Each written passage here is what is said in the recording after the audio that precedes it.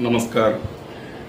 गणनाथ सरस्वती रविशुक्र बृहस्पति पंचैतानि स्मरेन् नित्यं वेदवाणीं प्रवर्तते. वागरतामिव संरक्तौ वागरत प्रतिपत्तये जगतः पितरौ वन्दे पार्वती परमेश्वरौ. गुरुर्ब्रह्मा गुरुर्विष्णु गुरुर्देवो महेश्वरः गुरु साक्षात परब्रह्म तस्मै श्री गुरवे नमः. आज आपण वयोवस्था शांती या विषयावरती थोडासा विचार करणार आहोत. आमच्या सद्गुरूंच्या आज्ञेने मला त्यांनी सांगितलं की बा तुम्ही काही व्हिडिओ बनवा या वयोवस्था शांती या विषयावरती, म्हणून त्यांच्या आज्ञेने आम्ही व्हिडिओ बनवतोय. हे बघा कसं आहे ना की आपल्याला या ठिकाणी परमेश्वराने जे पाठवलेलं आहे, आपला जो जन्म होतो तर त्याच्या अगोदरपासून आपण विचार करायला पाहिजे, म्हणजे आपल्या पूर्वजन्मापासून. असं म्हटलं गेलेलं आहे की पाप आणि पुण्य हे आमचं ज्यावेळेस ते समतोलपणा येतो त्यावेळेस परमेश्वर विचार करतो की मी या आत्म्याला एक संधी देतो की आणि आपल्या आत्म्याचं कल्याण करावं, अशा प्रकारचं मी याला एक जन्म देतो. आणि म्हणून संतांनी म्हटलंय की त्यानंतर की आपल्याला मनुष्य देह मिळतो. आणि मनुष्य देह आपल्याला हा प्राप्त झाल्याच्या नंतर आपण अतिशय ज्ञानी असतो, पण मात्र ज्यावेळी आपल्याला हा जन्म प्राप्त होतो याच्यानंतर आपल्याला अज्ञानाचं पांघरूण या मायेच्या प्रभावाने आपल्यावरती येतं. विषय तसा बराच मोठा आहे, जर सांगायला गेलो तर बराच मोठा हा व्हिडिओ बनेल, पण मात्र मी थोडक्यात आपल्याला सांगतो की ज्यावेळी आपला जन्म एका जन्म झाल्यावरती त्याचा मृत्यू आढळ आहे, आणि ज्याचा मृत्यू होतो त्यांचा त्या आत्म्याचा जन्म पण नंतरचा नक्की आहे. जर समजा परमेश्वराची आपल्यावरती कृपा असेल तर आपण या मनुष्य देहामध्ये आल्यावरती काहीतरी आपण चांगलं पुण्यकर्म केलं असेल तर मात्र आपल्याला त्या परमेश्वराच्या स्थायी आपल्याला आढळ असं स्थान प्राप्त होत असतं, त्याच्या चरणाशी आपल्याला थांबण्याचं स्थान प्राप्त होत असतं. बघा, माणसाचं जे मनुष्याचं जे काही वयोमर्यादा सांगितली गेलेली आहे, त्याचं जे काही वय सांगितलं गेलंय आपल्या शास्त्रामध्ये असं म्हटलं गेलंय की 120 वर्षाचं सरासरी त्याचं आयुर्मर्यादा आहे. आणि याच्यातही असं म्हटलं गेलंय की व्यक्ती जन्माला आल्यानंतर हे सगळं विसरून जात असतो. त्याला फक्त एकच आठवतं की माया माया माया. प्रत्येक ठिकाणी मायेचा प्रभाव. बाळाचा ज्यावेळी जन्म होतो त्यावेळेस त्याला काही कळत नसतं, तो बाळ तर रडत असतं ते, पण सगळ्यात अगोदर त्याच्याजवळ कोणीतरी काका मामा मावशी येतं आणि त्याच्या हातामध्ये 100 200 500 रुपयाची नोट ठेवतो आणि त्याला सांगतं की तुझ्या हातात पैसा खेळला पाहिजे, तू याच्यावरती लक्ष केंद्रित कर. पण मला वाटत नाही की कोणी अशी व्यक्ती असेल की त्या बाळाला श्रीकृष्णाचा फोटो दाखवत असेल किंवा त्या परमात्म्याचा फोटो दाखवत असेल की त्या परमेश्वराचं चित्र त्याच्या हातात ठेवत असेल की तू याला कधी सोडू नको. आणि ह्याच मायेच्या प्रभावामुळे आपल्या ह्याच्यात तर असं म्हटलं गेलं की प्रथमा नार्जता विद्या, द्वितीया नार्जता धनम, तृतीया नार्जता पुण्यम, चतुर्थम किम करिष्यते. व्यक्ती करत करत करत ज्यावेळेस त्याचं 120 वर्षाचं आयुष्य आपल्याला सांगितलं गेलेलं आहे, त्यातूनही शास्त्र तर आपलं बरेच मंडळी तर असं सांगतात की त्याचं अर्धा आयुष्य झोपेत जातं, त्यातून काही आयुष्य त्याचं बाल्यावस्थेत जातं, त्यानंतर तारुण्यावस्थेमध्ये त्याला कशाची आठवणही येत नाही, बस मी आणि माझी माया त्याच्याच वरती तो खेळत असतो. आणि असं करत करत ज्यावेळेस काही विशिष्ट वय येतं त्यावेळेस त्याला जाणवतं अरे आपलं तर अर्ध्यापेक्षा जास्त आयुष्य आता तर निघून गेलेलं आहे, आता मी काय करू. आणि त्यावेळेस जाग आलेली असते, परंतु ती जाग आल्यानंतर पण मायेचा प्रभाव एवढा असतो की त्या व्यक्तीला जाग येऊन सुद्धा तो झोपण्याचा सोंग घेतो किंवा तो झोपूनच राहतो. मग अजून आयुष्य वाढतो. ज्यावेळी व्यक्तीचं 50 वय होतं तर त्यावेळेस त्याला जाग येते, अरे बापरे मी आता 50 वर्षाचा झालो. आणि मी 50 वर्षाचा झालो म्हणजे याचा अर्थ आता की माझा काळ पण जवळ आलेला आहे, त्या व्यक्तीला जाणवत असतं. पण काय करणार, या मायेचा प्रभाव असा असतो की नाही मला अजून थोडंसं मिळवायला पाहिजे, परंतु ती व्यक्ती त्यात हे विसरते की अरे तुला काय मिळवायला पाहिजे, तू इथे आला कशासाठी होता, तू याच्यावरती पुण्यकर्मासाठी आलेला होता. पण मात्र ती व्यक्ती ते विसरते आणि मग त्याच्यानंतर असंच वय वाढत वाढत 55 होतं, 60 होतं, त्या व्यक्तीला वाढतात, हळूहळू त्याचे पाय जातात, त्याला गुडघेदुखी सुरू होते, त्याला डोळ्यांनी दिसत नाही, त्याला मोतीबिंदू होतो, त्याला चष्मा लागतो. पण मात्र हे जे आहे ना, हे करता करता कोणीतरी असंच ठिकाणी प्रश्न विचारला होता एका संतांना. याच्यासाठी एक छान असं उदाहरण आहे की त्या व्यक्तीने परमेश्वराची तपश्चर्या केली म्हणे आणि परमेश्वराला सांगितलं की परमेश्वर भगवंत प्रसन्न झाला.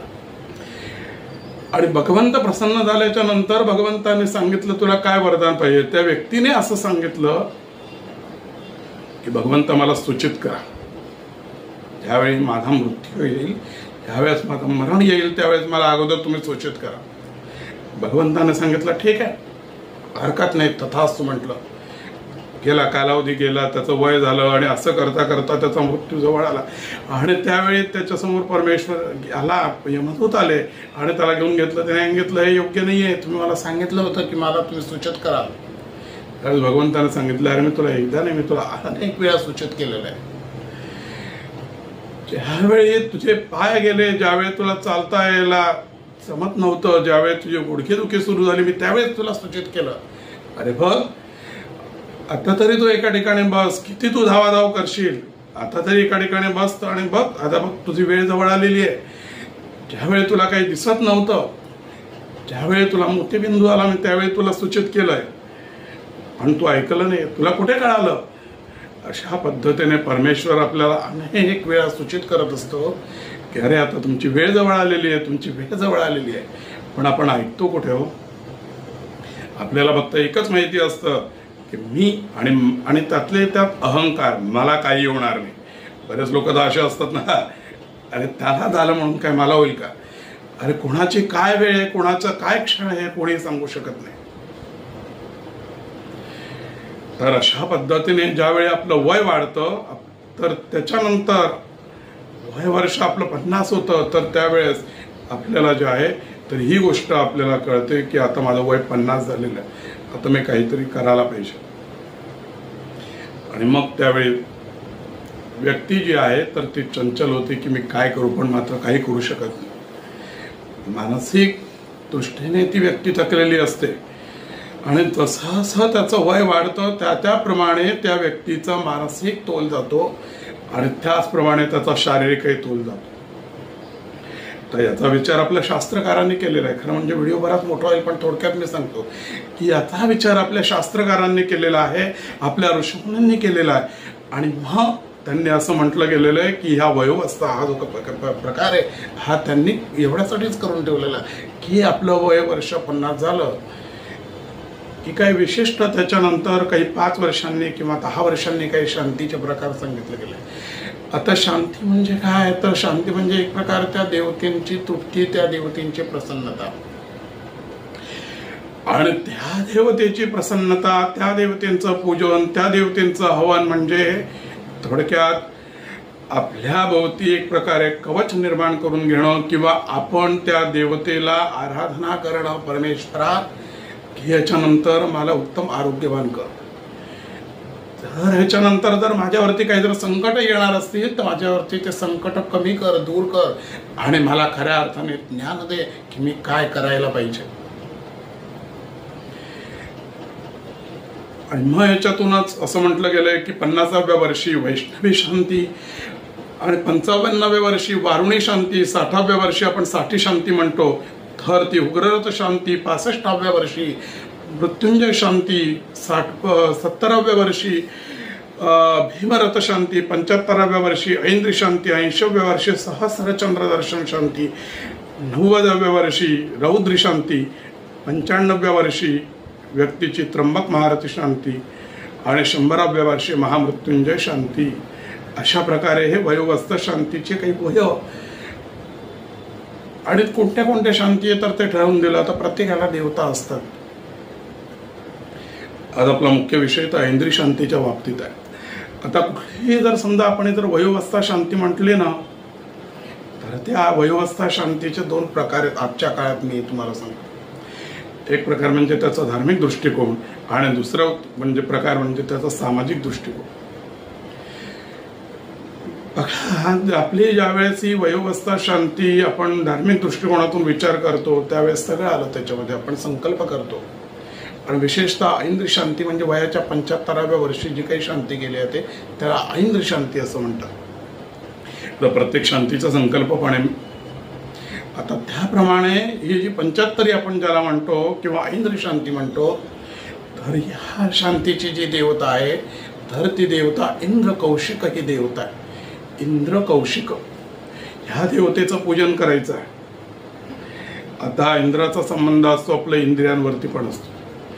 आपले इंद्रिय हे व्यवस्थित असावे, आपल्या इंद्रियांनी भगवंताचं स्मरण करावं, आपल्या डोळ्यांनी भगवंताचं चिंतन करावं, आपल्या डोळ्यांनी परमेश्वराची मूर्ती बघावी, आपल्या हातांनी परमेश्वराची सेवा करावी, आपल्या पायांनी मंदिराकडे त्यांनी पदक्रमण केलं पाहिजे.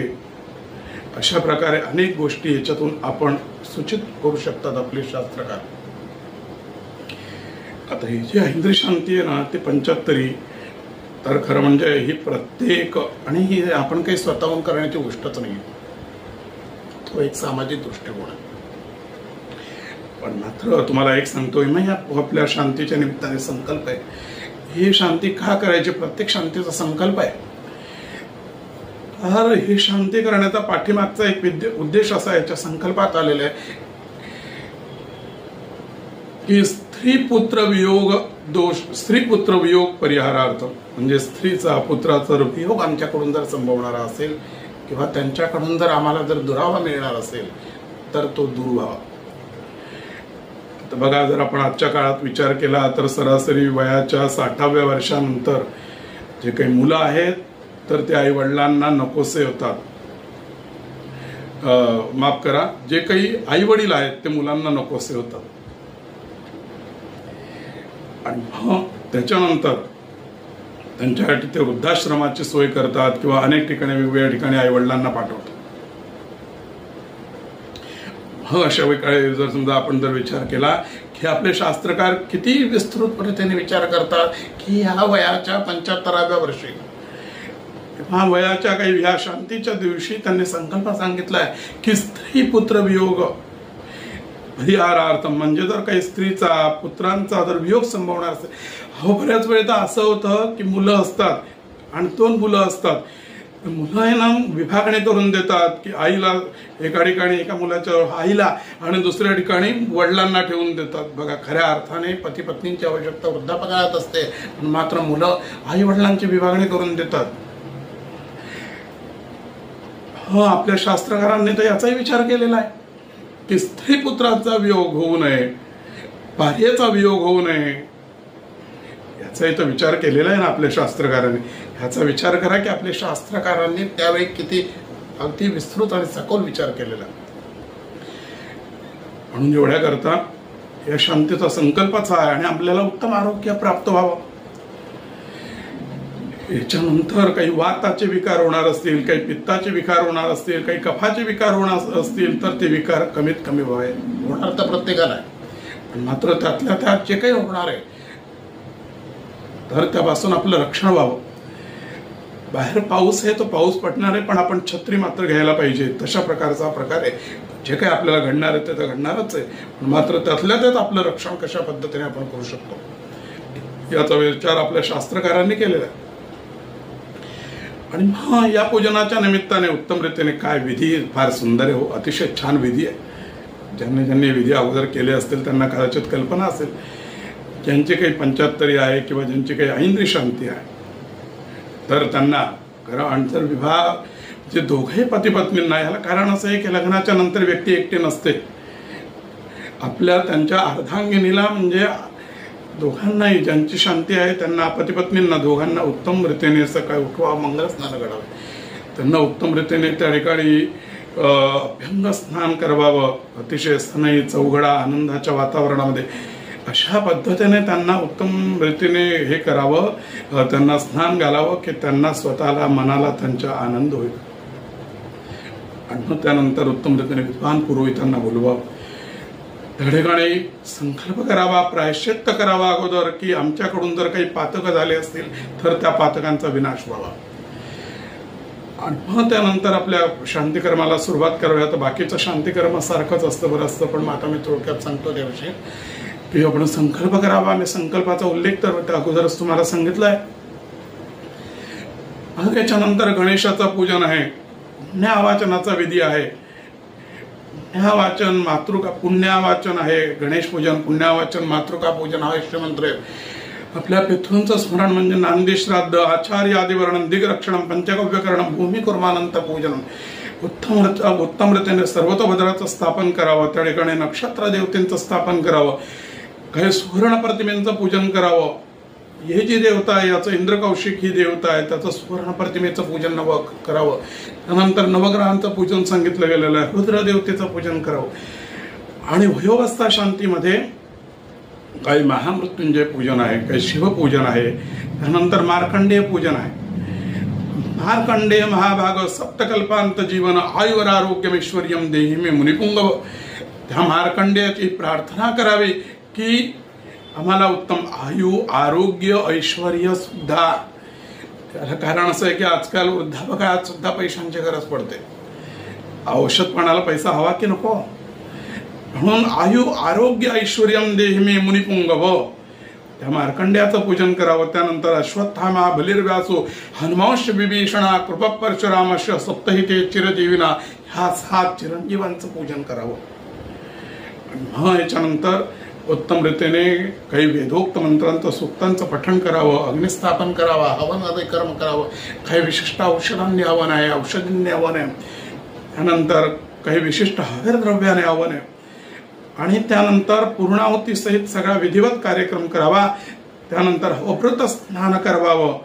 आणि नंतर येतो तुलादानाचा विधी की ज्या व्यक्तीची 75 आहे, ज्या व्यक्तीची किंवा शांती आहे, ही वयोवस्था शांती, तर त्यांच्याकडून तुलादान करावं, त्यांचं तुला करावे. आता तुला करणं म्हणजे एक प्रकारे आपल्या भारोभार काहीतरी वस्तू वगैरे जे तर याचं दान करणं. आता बऱ्याच लोकांना असं वाटतं की त्या व्यक्तीच्या भारोभार जे काही दान वस्तू आहे ते कुठेतरी कोणाला तरी गरिबांना वाटून द्याव्या. गरिबांना वाटावं अवश्य, पण मात्र असंही आपलं शास्त्रांत की सत्पात्रे दान द्यावे घ्यावे, की दान हे नेहमी सत्पात्री द्यावं आणि सत्पात्री घ्यावंही. एखाद्या सत्पात्री व्यक्तीकडूनच दान घ्यावं आणि एखादी सत्पात्रीलाच दान द्यावं.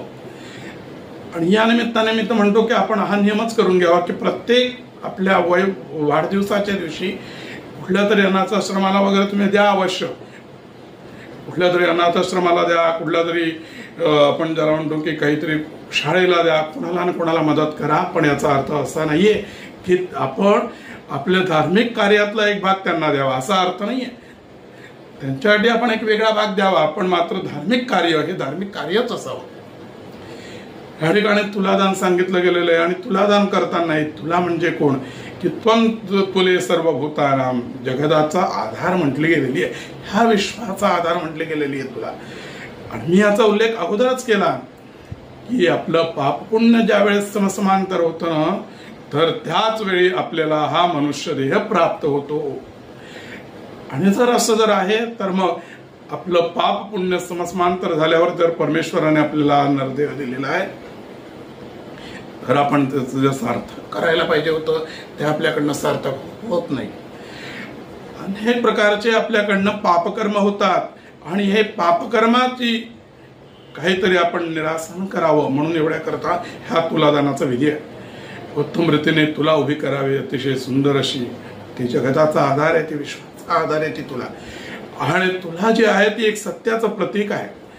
म्हणून तर आज आपल्याकडे कोर्टात सुद्धा एक तुला घेतलेली त्या ठिकाणी एक स्टॅच्यू उभा असतो, कारण त्याला न्याय देवता असं म्हणतात. त्याला कारण आहे की न्याय जे आहे, न्याय हा सत्याचाच न्याय असला पाहिजे. आणि मग ती जी तुला आहे तर ती सत्य प्रतिष्ठित करत असते. तुला कधी परमेश्वर कधी कुठलंही पारडं कमी जास्त करत नाही. तुम्ही जर पाप केलं असेल तर तुम्हाला त्याचं फळ, पापाचं फळ प्राप्त होईल, आणि तुम्ही जर पुण्य केलं असेल तुम्हाला पुण्याचं फळ हे प्राप्त होईल. परमेश्वर असं कधीच करत नाही की अरे या व्यक्तीचं 70 पाप आहे आणि 100 पुण्य आहे, तर मी पुण्यामधून पाप वजा करेल आणि मग मी त्याच्यातून काय असेल त्याला 30 मी पुण्य देतो. असं कधी करत नाही. तुम्हाला पुण्याचं फळ पुण्यच आणि पापाचं फळ पापच. आणि त्या तुलेचं तर फार महत्व सांगितलं गेलेलं आहे. त्या तुलाची प्रार्थना आहे, अतिशय सुंदर प्रार्थना आहे त्या तुलेची. आणि मग ज्या व्यक्तीची 75 आहे किंवा ज्या व्यक्तीची व्यवस्था शांती आहे त्या व्यक्तीने ती तुलेची सुंदर अशी प्रार्थना करावी की आमच्याकडनं काही जर चुकलं असेल जीवनामध्ये तर आम्हाला या न्याय देवतेने क्षमा करावी आणि आमच्या जीवनात योग्य तो न्याय करावा. आणि काही विष्णूंची प्रतिमा आहे, ती विष्णूंची प्रतिमा हातात घ्यावी. त्या तुलेवरती काही धर्माची प्रतिमा आहे, त्या देवतेंची स्थापना करावी. काही विष्णूंची प्रतिमा सांगितली, याचा अर्थ असा आहे की आपण स्वतः विष्णू स्वरूप आहोत. आणि हातात घ्यावी आणि मग त्यानंतर त्या तुलेला प्रदक्षिणा मारावी. म्हणजे प्रत्येक ठिकाणी प्रदक्षिणा माराव्या आणि त्या प्रदक्षिणा मारण्याचा उद्देशही आपण लक्षात घेतलं पाहिजे. आपण कधी देवळात जातो पण देवळामध्ये फक्त आपण फेऱ्या मारतो, पण ते प्रदक्षिणा कशी असावी याच्यासाठी माझा एक वेगळा व्हिडिओ आहे. ती आपली प्रदक्षिणा कशी असावी, देवपूजन कसं असावं.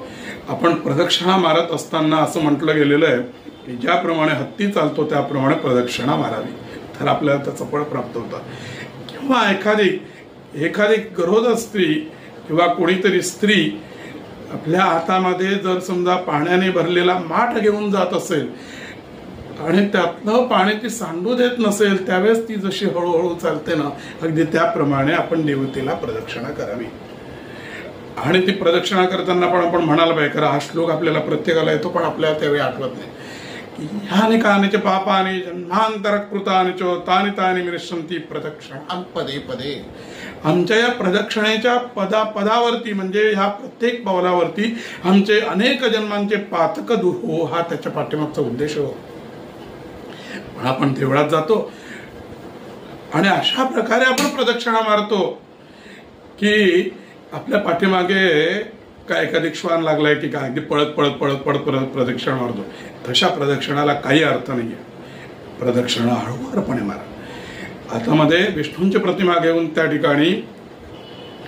ठिकाणी प्रदक्षिणा मारली जाते आणि त्या ठिकाणी त्या व्यक्तीला त्या तुलेच्या एका पारड्यात बसवलं जातं, ज्याची शांती आहे त्यांना. आणि दुसऱ्या भागामध्ये काहीतरी वस्तू ठेवल्या जातात, काही सप्तधान्य किंवा काही साखर आणि काही गूळ किंवा अनेक प्रकारचे त्याला त्या काही वस्तू ठेवल्या जातात. आणि मग तो भार बरोबर अगदी समान झाला की त्याच्यानंतर मग ते काही त्याचा दानाचा वगैरे संकल्प आहे.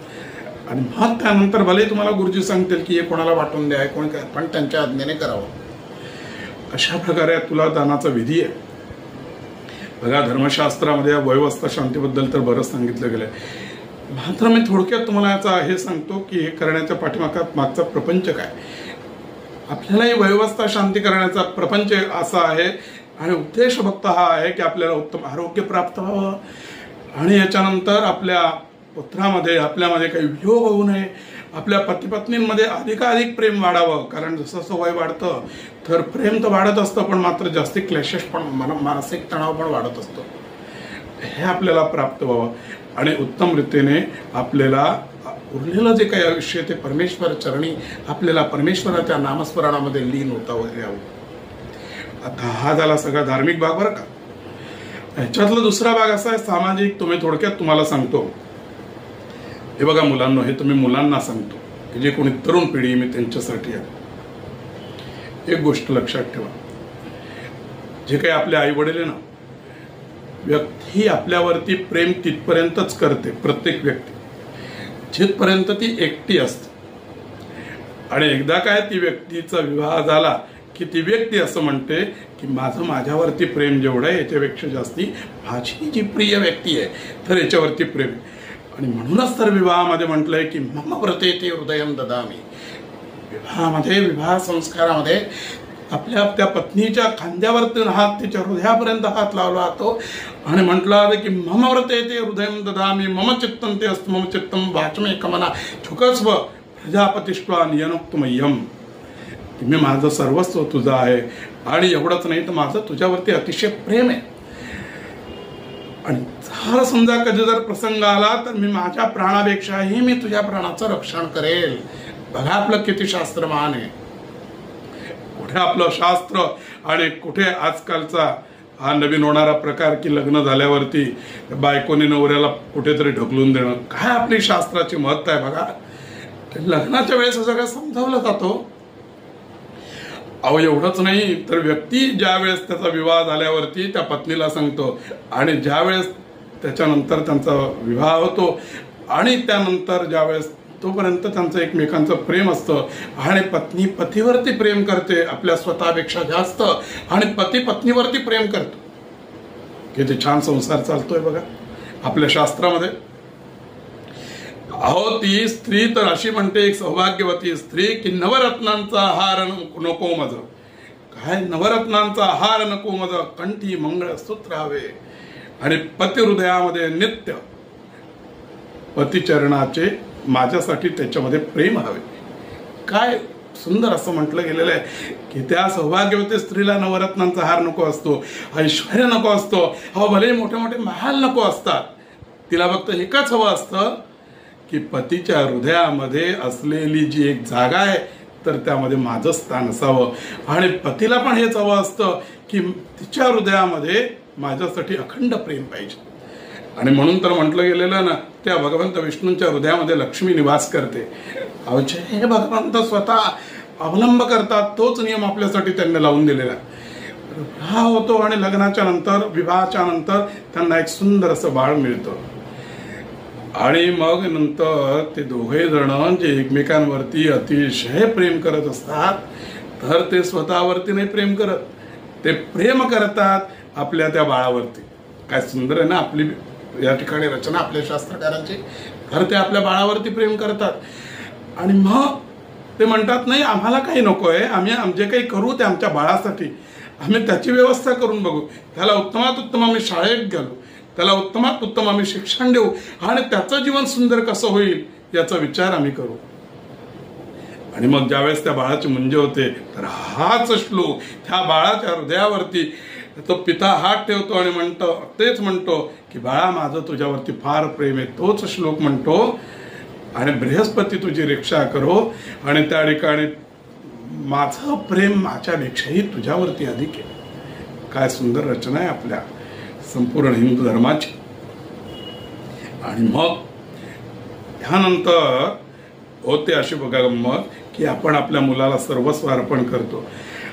आपण जे आपले वाढदिवस उत्तम रीतीने साजरे करत होतो एकटे असताना लग्नाच्या नंतर आपल्यापेक्षा पत्नीचा वाढदिवस साजरा करतो आणि त्याच्यानंतर मात्र मग बाळाचा वाढदिवस साजरा करतो.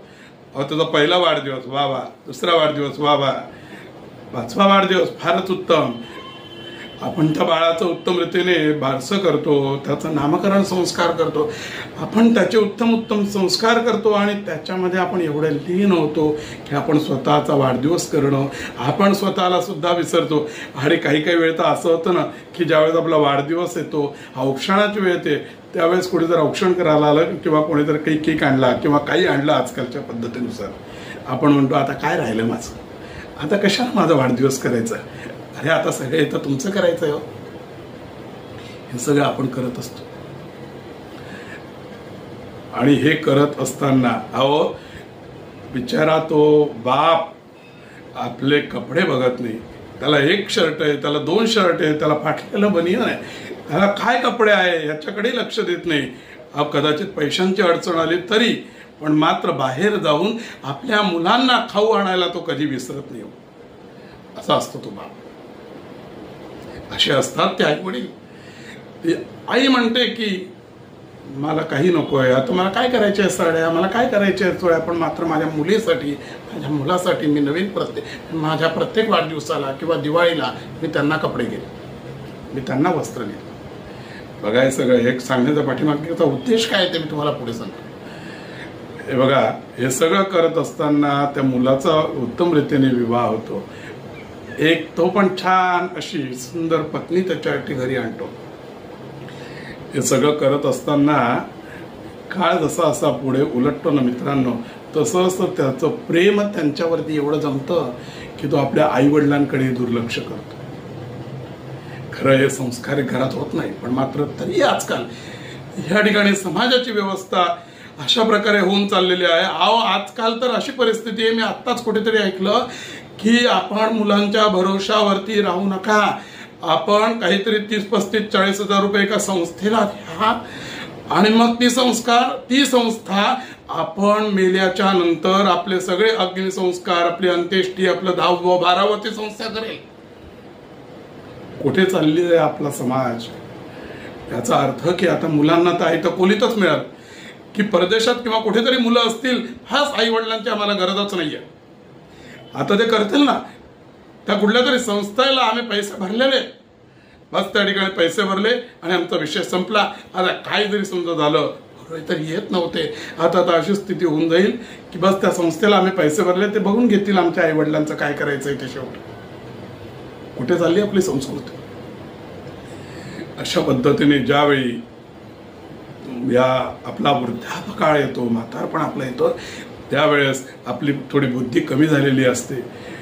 कारण आपण नामस्मरणामध्ये लीन नसतो. आपण परमेश्वराचं आपण कधी नामस्मरणामध्ये हवं तेवढं केलेलंच नसतं, आणि जे केलेलं असतं ते फक्त कामानिक केलेलं असतं. आणि मग याच्यानंतर आपल्याला कुठेतरी वृद्धाश्रमामध्ये लोक टाकतात, मुलं टाकतात, आपल्याला नको नको ते त्या ठिकाणी अनेक प्रकारचे त्रास सहन करावे लागतात. हे बघा, आपल्या जीवनामध्ये 2 वेळा अशा येतात की ज्यावेळेस आपलं कोणीतरी करतं, आणि 2 वेळा अशा येतात की कोणाला तरी आपलं करावं लागतं. याचा अर्थ असा आहे की बघा, आपलं कोणीतरी आपल्याला कोणाचं तरी करावं लागतं बरं का. एक तर म्हणजे आपल्याला कोणाचं तरी केव्हा करावं लागतं? आपल्याला मुलांचं करावं लागतं. ज्यावेळेस ते लहान असतात ना, ज्यावेळी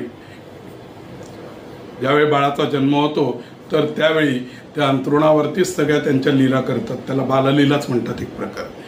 अंथरुणावरती शी करतील, शू करतील, जे काही सगळं करत असतील, पण आई त्याचा कंटाळा सुद्धा करत नाही. आपल्या शास्त्रात, आपल्या धर्मामध्ये किंवा आपल्या संस्कृतीमध्ये एवढी उदात्त भावना आहे की असं म्हटलं गेलंय की जर समजा आईने त्या बाळाने केलेल्या, त्या अंथरुणावरती केलेल्या त्या काही शिशूचा जर कंटाळा केला तर बाळाचं पोट दुखतं. बघा किती उदात्त भावना आहे आपल्या आईची. मग आपल्याला त्यांचं करावं लागतं, आणि ते आई अतिशय आनंदाने करते. त्यामध्ये कुठलेही काही ते किळसवाणा काही नाही करत. आणि ज्यावेळेस त्याच आई वडिलांचं अंथरुणावरती पडलेले असताना मुलांना करावं लागतं, त्यावेळेस तेच मुलं म्हणतात, अरे किती किती वाईट अवस्था आहे, ही व्यक्ती जात कशी नाही आज, एवढी वाईट अवस्था आहे. बघा काय काय प्रकार त्यावेळेचा असतो. तर बघा मुलांनो, मी तुम्हाला सांगतोय तरुणांनो, ज्या आई वडिलांनी आपले एवढं सगळं केलेलं आहे, त्यांच्यावरती आपण अशी अवस्था आणून ठेवतो. आणि जर असं करत असतो तर लक्षात ठेवा की आपल्याला सुद्धा तेच भोग भोगायला लावतो, कारण परमेश्वराकडे न्याय आहे. मग त्याच्यासाठी आपण किती पैसे खर्च करणार, कोणाला तरी आपण एक त्याच्यासाठी मावशी लावणार, बाई लावणार, किंवा तू हे सगळं करावे, मान्य सगळं. पण मात्र आई वडिलांचं जरी बाकी त्यांनी कोणी केलं, फक्त आई वडिलांना एकच पाहिजे असतं, माझ्या मुलाने एकदा तरी दिवसभरातून माझ्या समोर यावं आणि त्याचा हसतमुख चेहरा मी बघावा. म्हणून एवढ्या करता आई वडिलांचं महत्व कधीही कोणी विसरू नये. आणि आपल्याला आपलं जे काही लहानपणापासून आई वडिलांनी केलेलं असतं, आपले वाढदिवस, आपलं नामकरण संस्कार, आपलं उपनयन, त्यानंतर विवाह, अतिशय आनंदाने. आई वडील म्हणतात हवा तेवढा पैसा खर्च होऊ द्या, मी माझ्या मुलाचा वाढदिवस मी उत्तम रीतीने साजरा करेन, त्याला किती खर्च आला तरी चालेल. आणि ज्यावेळेस आई वडिलांचं करण्याची वेळ येते, त्यावेळेस आपल्याकडे पैशांची सगळ्या गोष्टींची कमतरता येते. मी तर प्रत्येक मुलाला सांगेल की आतापर्यंत ज्यांनी आपलं कौतुक केलेलं आहे, एक प्रकारे हे शांती कर्म करणं, ही वयोवस्था शांती करणं, आपल्या आई वडिलांची 60 शांती करणं, त्यांची 75 करणं, त्यांची सहस्रचंद्र दर्शन हे शांती करणं, म्हणजे एक प्रकारे त्यांचा कौतुक सोहळा आहे हा, तो अवश्य करा. आपण आपल्या आई वडिलांचा नाही करणार, मग कोण करणार? आणि त्यांचं काय आपल्याला करायला काय कमी आपल्याला? म्हणून त्यांची 60 शांती करा, त्यांना उत्तम आरोग्यासाठी. याच्याने फायदा तुम्हालाच आहे, त्यांना आरोग्य मिळालं तर आपले त्रास कमी होतील. त्यांची करा 75, त्यांची करा सहस्रचंद्र दर्श शांती. आणि जर समजा आपण जर अशा पद्धतीने केलं तर बघा की त्यांच्या चेहऱ्यावरती असलेला जो काही एक आनंद, हो आई वडील म्हणतीलच की काय गरज आहे माझी, ते नकोच म्हणणार, पण मात्र आपलं कर्तव्य आपण कसं काय विसरू शकतो. म्हणून त्यांचे ते शांतिकर्म करा, त्यांचं उत्तम रीतीने हे काय वयोवस्था शांतीचं कर्म करा. याला कारण असं आहे की आपले आई वडील हे आपल्यासाठी देवा समान नाही, साक्षात परमेश्वर. त्यांनी हा जन्म आपल्याला दिलेला आहे, हे जग आपल्याला त्यांनी दाखवलंय. अशा प्रकारे शांतिकर्माचं महत्व आहे. हा व्हिडिओ जो आहे तर तो वृद्धांनी बघावा आणि तरुणांनीही बघावा. याला कारण असं आहे की आपल्याला प्रत्येकाला या वयातून जायचंय. आणि राहिला नामस्मरणाचा प्रश्न, तो लहानपणापासूनच मुलांना आपल्या शिकवा. आपण जिथे कुठे असाल, देशात असाल परदेशात असाल, आपण आपल्या आईवडिलांसाठी आपण तात्काळ रीतीने आपण उभे राहा. फक्त आईवडिलांचं 2 मिनिटाचे श्लोक आहे, अतिशय छान आहे. हे जर सांगायला लागलो, ह्या श्लोकांवरती जर अजून विस्तृत वर्णन केलं तर व्हिडिओ अजून मोठं होईल. पण मात्र आपल्या आई वडिलांना आपण कधी विसरू नये. अहो जिने वाहिले हे 9 मास ओझे, जिने चिंतले नित्य कल्याण माझे. त्या माऊलीने आपल्याला 9 महिने वाढवलं. त्याच्यामध्ये स्वामी विवेकानंदांच्या बाबतीत एक मी कुठेतरी वाचलं होतं. त्या परदेशात स्वामी विवेकानंद असताना त्यांना कोणीतरी विचारलं, तुम्ही म्हणे आईला फार मानतात हिंदू लोक, तुमच्या इकडे हिंदुस्थानमध्ये आईला फार मानतात, आईचं काय, आईला तर तुम्ही फार अति देवच मानतात. नाही म्हटलं ठीक आहे, हरकत नाही, एक काम कर. त्या व्यक्तीला सांगितलं, तो एक आहे ना एक दगड घे 2-5 किलोचा आणि तो पोटाला बांधून ठेव फक्त 8 दिवस, आणि मग 8 दिवसांनी माझे. त्या व्यक्तीने 2 दिवसातच ती व्यक्ती म्हणे परत आली आणि सांगितलं फार त्रास होतोय, कसं काय. मग त्याने सांगितलं की तुम्हाला जर समजा एवढासा दगड बांधायला 2 दिवसात 8 दिवसात तुम्हाला जर त्रास होतो, तर ती आई आपल्या बाळाच्या रक्षणासाठी काय काय नाही करत, ते आपल्या पोटामध्ये ठेवते आणि तेही बाळ उलट लटकलेलं असतं. जिथे वाहिले हे 9 मास होते, ती खाण्यापिण्याला जपते. नाही मी जर अमुक एक खाल्लं तर त्रास होईल, अमुक एक खाल्लं तर त्रास होईल. तर जिने वाहिले 9 मास होते, जिने चिंतले नित्य कल्याण मासे, जिना मोदतो पाहुनी बाललीला, नमस्कार त्या जन्मदा माऊलीला. आणि पित्याचंही महत्व एवढं फार जास्त आहे. पित्याचंही महत्व तसंच आहे. आपल्याला जर समजा काही थोडंसं लागलं, ऐको आपण म्हणतो, आणि तेच जर समजा आपण रस्त्याने जातो आणि त्याच वेळी जर आपण रस्त्याच्या मधोमध असताना आपलं लक्ष नसताना एक भला मोठा ट्रक त्या ठिकाणाहून येतो आणि आपण किंचित बाजूला होतो आणि आपण म्हणतो बाप रे. तर हा बाप कोण आहे? बाप तो परमेश्वर आहे. तो बाप आहे. बापाचं महत्व काय सांगावं. सुचिंता जया नित्यमत शिक्षणाची. ज्या बापाने ज्या वडिलांनी आपल्याला उत्तमात उत्तम शिक्षण कसं मिळेल, आपल्याला उत्तमात उत्तम संस्कार कसे मिळतील याची काळजी घेतली आहे ना. सुचिंता जया नित्यमत शिक्षणाची, जया लालसा मत सुखा वैभवाची, जयाचे नियोगे मिळे ज्ञान ठेवा, नमस्कार त्या सद्गुरु तात देवा. नित्य आई वडील आपल्या सुखाची इच्छा करत असतात आणि मग त्या आई वडिलांची जर समजा आपण जर वयोवस्था शांती केली, काही 60 शांती केली, 75 केली, थोडासा आनंद त्यांना दिला तर आपलं काय बिघडतो. ही वयोवस्था शांती करावी. आई वडिलांचं महत्वही अनेक आहे. आपल्या आई वडिलांना आपण कधीही दुखवू नये. आणि त्यातल्या त्यात शेवटचं एक सांगतो, हे बघा आई वडील आपल्याला जन्म देत असतात आणि दिलेला जन्म हा उत्तम रीतीने परमेश्वरा मार्गी सन्मार्गी कशा पद्धतीने चालवायचा ते आपल्या सद्गुरू शिकवत असतात. आणि त्यातल्या त्यात जर समजा आपल्या जर समजा सद्गुरूंची जर समजा 75 असेल, अहो ज्यांनी आपले महाराज हरिभक्त परायण पद्माकर महाराज कुंडीकर ह्या गुरुजींनी आपल्याला भागवतासारखं ज्ञान दिलेलं आहे. जे ज्ञान स्वतः भगवंत विष्णूंनी दिलेलं आहे, जे ज्ञान स्वतः नारद मुनींनी दिलेलं आहे, जे ज्ञान सगळ्या शौनकादी मुनींना दिलेलं आहे, सूत मुनींनी, हे ज्ञान अतिशय असं ज्ञान भगवंता त्या गुरुजींनी आपल्याला दिलेलं आहे की ज्या ज्ञानासाठी साक्षात परमेश्वर सुद्धा आतुरलेले असतात. अमृतापेक्षाही ज्या ज्ञानाचं महत्व अधिक आहे. आपण बघितलेलं आहे ना, गुरुजींनी आपल्याला सांगितलं की ज्यावेळेस ते शुकदेव परीक्षिताला भागवत सांगायला लागले तर त्यावेळेस सगळे देवी देवता अमृत घट घेऊन आले आणि सांगितलं की आम्ही तुम्हाला अमृत देतो, याला तर आम्ही अमर करतो, पण हे भागवताचं ज्ञान याच्याऐवजी आम्हाला द्या.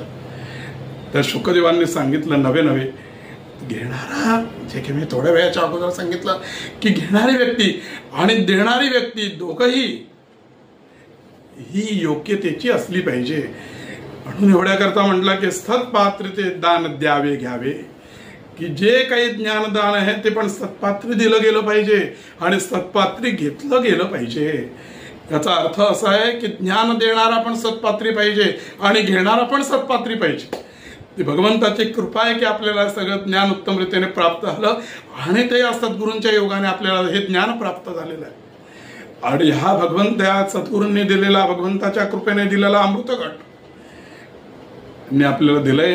मग आपलं कर्तव्य आहे अशा आपल्या सद्गुरूंचा अमृत महोत्सव आहे आणि या सद्गुरूंच्या अमृत महोत्सवामध्ये ज्यांनी आपल्याला अमृत दिलेलं आहे तर त्या गुरुजींच्या अमृत महोत्सवामध्ये आपण त्या ठिकाणी सम्मिलित किती पद्धतीने, कशा पद्धतीने व्हायचं हे आपल्यावरती अवलंबून आहे.